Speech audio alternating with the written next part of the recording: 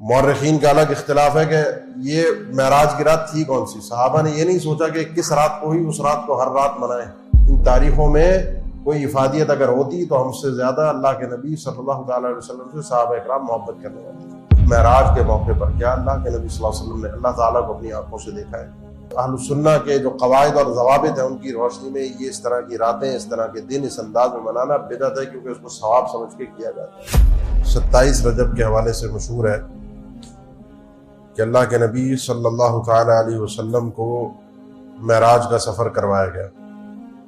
27 رجب یہ امام ابن کثیر جو کہ مفسر بھی ہیں اور مورخ بھی ہیں، ان کا اختیار ہے، ان کا قول ہے کہ اللہ کے نبی صلی اللہ علیہ وسلم کو 27 رجب کو معراج کروائی گئی۔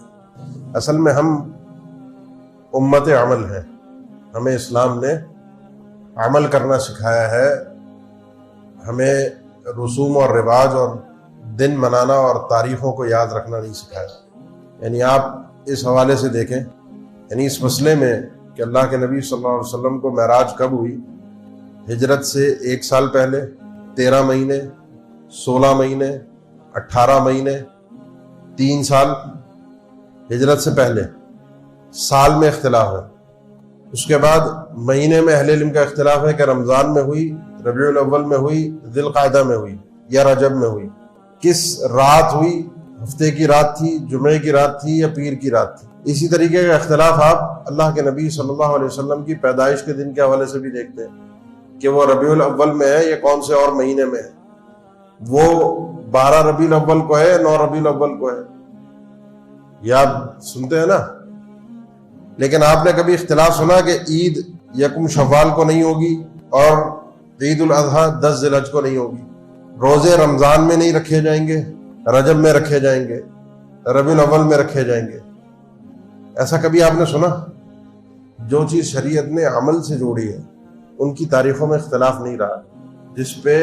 جس تاریخ پر اور جس دن پہ شریعت نے اللہ کی عبادت سکھائی ہے وہ امت تواتر کے ساتھ کرتی ہوئی آ رہی ہے، اور جس انداز میں ہم ان دنوں کو مناتے ہیں ہر سال، اس حوالے سے اگر آپ دیکھیں تو تاریخوں میں اہل علم کا شروع سے اختلاف چل رہا ہے، آج سے نہیں، شروع سے۔ ابن جریر طبری رحمہ اللہ کا اس مسئلے میں الگ قول ہے، امام نووی کا الگ قول ہے، مورخین کا الگ اختلاف ہے کہ یہ معراج کی رات تھی کون سی۔ صحابہ نے یہ نہیں سوچا کہ کس رات کو ہوئی، اس رات کو ہر رات منائیں۔ صحابہ نے جو سیدھی سادی سی بات تھی وہ یہ تھا کہ اس معراج میں ہمیں ملتا کیا ہے، سبق وہ ہم نے دیکھنا ہے، پیغام کیا دیا گیا اس پر ہم نے غور کرنا ہے۔ اور جتنے ہم میں سے مسلمان ان دنوں کو اس انداز میں منانے والے ہیں، کیونکہ ہمیں ہر سال ایک دن دے دیا گیا نا، یہ دن منا لو، خوش ہو جاؤ، عیسائیوں کی طرح ایک ہر مہینہ کوئی نہ کوئی رسم و رواج کا ہے، بس وہ کر لو، اس کے بعد اپنی زندگی اپنی موج مستی کے مطابق گزارو جیسے وہ گزارتے ہیں، اس کے بعد آ کر اپنے گناہوں کا کفارہ دو اور تم آزاد۔ ہم بھی اپنے مرضی سے زندگی گزاریں، نماز نہ پڑھیں کوئی مسئلہ نہیں ہے، آپ روزے رکھیں نہ رکھیں کوئی مسئلہ نہیں ہے، آپ اللہ کا احترام کریں نہ کریں کوئی مسئلہ نہیں ہے، توکل کریں نہ کریں کوئی مسئلہ نہیں ہے۔ ہاں بس ماہانہ یہ رسم و رواج ضرور پوری کرنی ہے، اس کے بعد آپ کی بخشش پکی ہے۔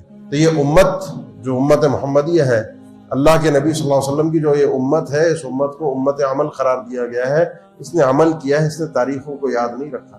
ان تاریخوں میں کوئی افادیت اگر ہوتی تو ہم سے زیادہ اللہ کے نبی صلی اللہ تعالیٰ علیہ وسلم سے صحابہ اکرام محبت کرنے والے تھے۔ ایک جو مسئلہ ہے اس حوالے سے جو مشہور ترین مسئلہ ہے وہ ہے کہ معراج کے موقع پر کیا اللہ کے نبی صلی اللہ علیہ وسلم نے اللہ تعالیٰ کو اپنی آنکھوں سے دیکھا ہے؟ یہ ایک اہم ترین مسئلہ ہے۔ اس میں بھارت سید عائشہ کا مشہور ترین فرمان ہے جو صحیح کتب حدیث